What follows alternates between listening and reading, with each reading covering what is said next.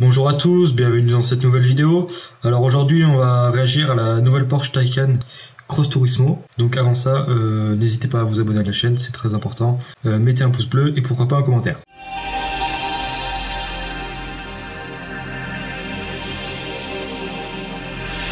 Alors on va commencer tout de suite et comme d'habitude on va d'abord parler du design, ensuite on parlera des innovations technologiques que Porsche a apportées avec ce véhicule et enfin on finira par le prix. Donc tout d'abord je tiens à préciser quelque chose, là on se retrouve sur le site Porsche. En fait la Porsche Taycan Cross Turismo est une déclinaison de la Porsche Taycan normale entre guillemets, donc là vous pouvez d'ailleurs la voir. C'est celle-ci, et entre parenthèses, elle débute à un prix de 86 000 €. Donc cette Porsche Taycan Cross Turismo, elle est disponible en 4 versions. Donc la Porsche Taycan 4 Cross Turismo, c'est la version basique. Ensuite, elle est disponible en version Taycan 4S Cross Turismo. Ensuite, on a la version Taycan Turbo Cross Turismo. Et pour finir, on a la version Taycan Turbo S Cross Turismo qui elle est la plus puissante. Alors on va tout de suite commencer par parler du design comme d'habitude.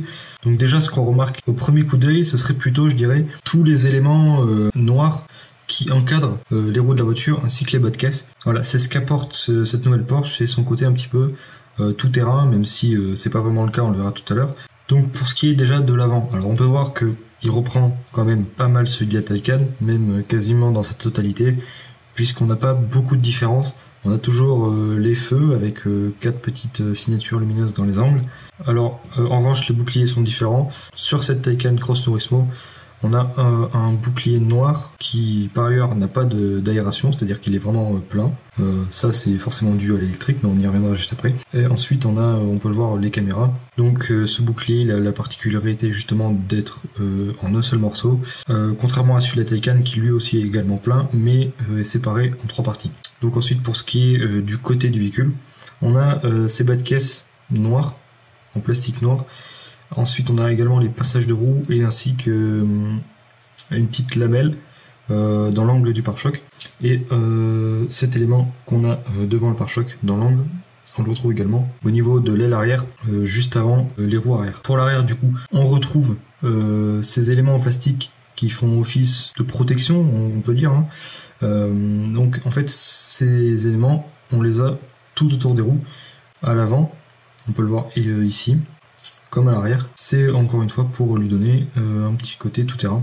Donc ensuite à l'arrière, alors une bonne partie du pare-choc est noir et ensuite on a un diffuseur couleur chrome et évidemment pas de sortie d'échappement sur cette Taycan puisqu'elle est électrique. Alors aussi pour ce qui est des feux, on peut voir un beau bandeau rouge qui traverse tout l'arrière de la voiture et qui part donc de l'aile arrière gauche à l'aile arrière droite. Les feux sont vraiment particulièrement effilés, on peut le voir ici, on n'a pas de gros blocs de feu, c'est juste un bandeau. Ensuite un peu plus haut on a une lunette arrière assez penché, mais on rappelle que c'est un break, même plutôt un break de chasse, tout comme d'ailleurs la Panamera Sport Turismo qu'on peut voir juste ici. Donc voilà, cette Panamera elle a un arrière qui ressemble quand même pas mal à cette Taycan. Moi personnellement j'aime beaucoup les breaks de chasse comme ça lui donne un côté un petit peu familial mais en même temps sportif, et moi vraiment j'adore. Donc ensuite on a un petit béquet noir ainsi que les barres de toit noires aussi, tout ça pour compléter l'aspect tout terrain de la voiture. Porsche Taycan blanche qu'on voit là n'a pas les barres de toit, mais sinon la verte les a.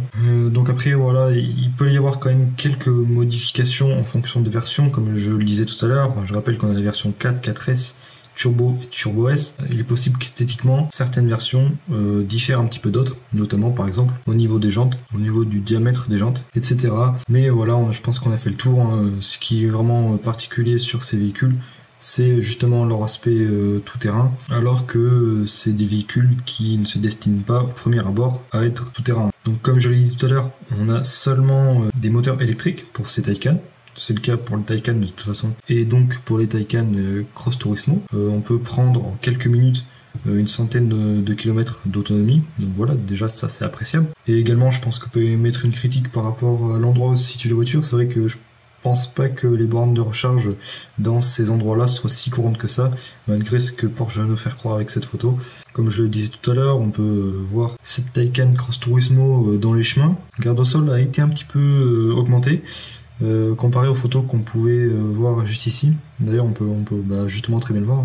Si vous regardez cette Taycan blanche ici, et que vous la regardez maintenant, voilà, on peut voir qu'elle a été un petit peu surélevée, forcément. Ensuite là, on peut voir à l'intérieur, il reprend celui de la Taycan. Alors déjà, ce qui est assez marquant, je trouve, c'est le nombre d'écrans, qui est juste impressionnant. On a pas moins de 4 écrans. Je vois pas encore trop l'utilité d'avoir autant d'écrans, puisque vraiment sur toute la largeur de la planche de bord, on a des écrans. Donc sinon, le volant, voilà, pas de particularité de ce côté-là. Voilà, ensuite au niveau de l'agencement, je trouve ça plutôt pas mal. L'écran de la console centrale est assez pratique. D'ailleurs, celui qui est juste au-dessus est assez visible également, donc voilà, c'est quand même plutôt bien agencé. D'ailleurs, leur taille n'est pas démesurée en soi, puisque certes, il y en a beaucoup, mais on n'est pas comme on avait pu le voir par exemple sur la nouvelle classe C, comme chez Tesla par exemple, où on a vraiment des écrans qui prennent toute la console centrale, où on voit quasiment que ça. Là franchement c'est assez bien dissimulé. Ensuite on a une petite horloge en haut de la planche de bord. Là on peut voir un petit peu mieux le compteur, ainsi qu'également le levier de vitesse, donc de la boîte automatique évidemment. Enfin de la boîte automatique, oui, alors on verra qu'il y a une boîte automatique à 2 rapports. Donc on a au moins le sélecteur de vitesse, il est vraiment minuscule, ça je trouve ça assez ridicule, mais bon... Voilà, c'est comme ça. Et ensuite, on a le grand compteur dont je parlais tout à l'heure, avec lequel on peut voir la vitesse, donc, et par exemple la pression des pneus, le mode de conduite enclenché, donc voilà, on a sport, normal, range, sport plus, donc voilà, des modes encore une fois à n'en plus finir, mais bon, c'est comme ça. Et voilà, c'est à peu près tout. Comme je l'ai dit tout à l'heure, on va parler maintenant des innovations de la voiture. Alors ça va s'articuler notamment autour de 4 choses majeures: le design, les performances, la recharge et le confort. Donc ici justement on revient à la garde au sol. Elle est 20 mm supérieure à celle de la Taycan, donc voilà, c'est une augmentation pas négligeable, et c'est ce qui lui permet justement de prétendre à aller dans les chemins. On a également un pack off-road qui lui augmente encore de 10 mm la garde au sol par rapport à la Taycan de base, c'est-à-dire qu'avec cette option, vous avez une garde au sol augmentée de 30 mm, soit 3 cm, par rapport à la Taycan. Donc voilà, on a un toit panoramique. Ensuite, on retrouve ici l'intérieur. C'est vrai que j'en ai pas tellement parlé, mais tous les boutons habituels ont été remplacés par des écrans, c'est-à-dire qu'on a vraiment aucun bouton, si ce n'est ici l'effet de détresse, me semble-t-il. Donc là, on a le compteur que je vous ai montré tout à l'heure. Alors il est incurvé, c'est vrai que c'est aussi très joli d'avoir un compteur incurvé, 16,8 pouces.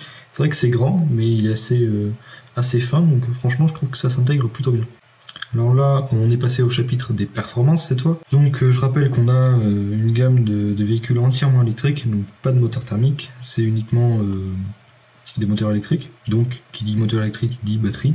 Tous les modèles de la Taycan Cross Turismo sont dotés de série de la batterie la plus performante que propose Porsche. Donc en fait on a 2 moteurs électriques sur cette Taycan, on a un sur chaque essieu. Et on a aussi également avec ça une transmission intégrale, bon, ce qui est quasiment indispensable pour une voiture de cette puissance et pour une voiture qui prétend pouvoir aller dans les chemins. Donc on a là ici la boîte de vitesse, donc je vous ai un petit peu parlé tout à l'heure. Donc c'est une boîte de vitesse à 2 rapports avec un rapport court pour lancer la voiture, notamment pour les fortes accélérations quand on part de 0 km/h. Et ensuite on a un deuxième rapport long pour justement aller chercher des vitesses un petit peu plus importantes. Alors aussi avec ces moteurs on a un mode overboost, c'est-à-dire que ça fonctionne avec le launch control, donc ça permet des départs vraiment très rapides, puisque ce mode overboost augmente la puissance du moteur justement pour les démarrages. Ensuite les modes de conduite, donc on a un mode gravier qui est réservé au Cross Turismo, donc la Porsche Taycan dont on parle aujourd'hui.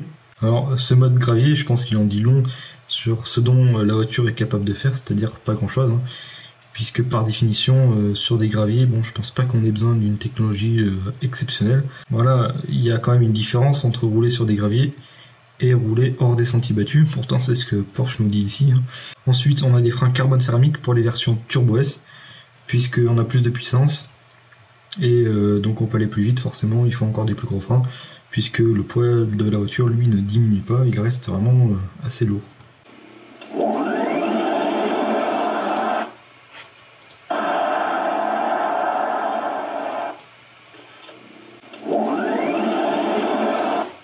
Je sais pas pour quelle raison Porsche a décidé de nous mettre le bruit que cette Porsche semble faire au démarrage. C'est vraiment ridicule, on a l'impression d'entendre un ventilateur qui se lance. Le son et c'est vraiment pas beau du tout. On a juste l'impression d'entendre un sèche-cheveux, enfin, je sais pas, je comprends pas, mais Pour pouvoir augmenter la garde au sol de la voiture, il nous faut des suspensions pneumatiques que Porsche nous propose évidemment.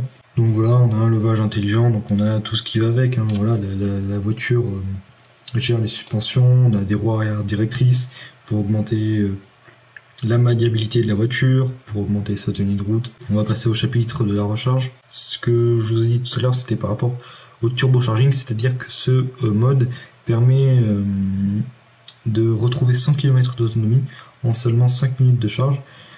Voilà, donc ça c'est pas mal je trouve. Ça permet de recharger sa voiture rapidement et pouvoir parcourir encore 100 km. Donc là on vient de voir un petit peu les options que nous propose cette Taycan Cross Turismo, tout ce qu'on peut avoir avec, tout ce qu'elle nous permet de faire. Alors maintenant on va passer à une brève fiche technique. Alors pour cette fiche technique on va juste s'intéresser à la Turbo S, donc c'est-à-dire la version la plus puissante et également la plus chère, mais voilà. Pour ce qui est du moteur, on a un moteur de 625 chevaux évidemment électrique, alors avec l'overboost dont on a parlé tout à l'heure qui permet de faire des démarrages bien plus rapides.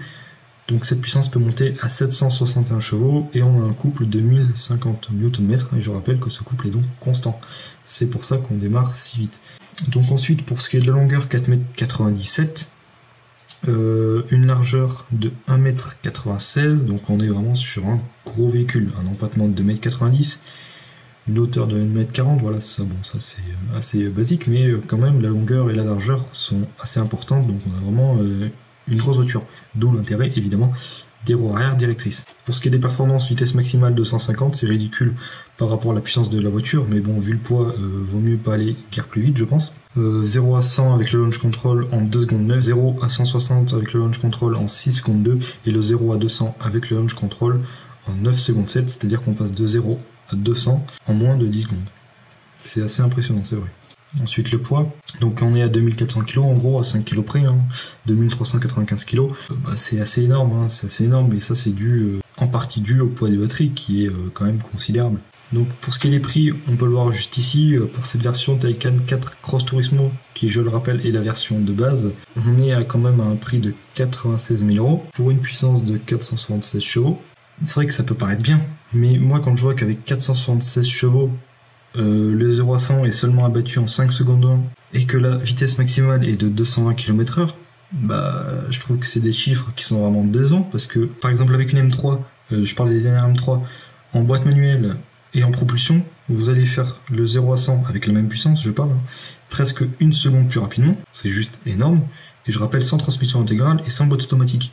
Donc pour finir, cette Taycan Turbo S Cross Turismo est proposée, elle, à un prix presque 2 fois plus cher, donc de 191 000 €. Alors certes, les performances sont au rendez-vous, malgré tout, la vitesse maximale n'est pas si importante que ça.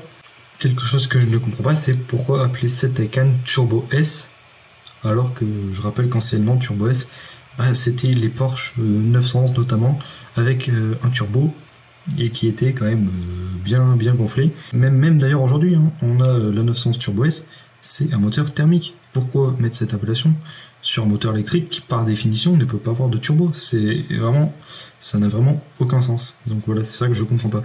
Voilà, personnellement, ça c'est des voitures que j'aime pas forcément pour les raisons dont je vous ai parlé à la fin, c'est-à-dire que le poids est démesuré. Si vous voulez des performances correctes, il faut des puissances astronomiques, et par conséquent, le comportement routier ne peut pas être à la hauteur du prix de la voiture.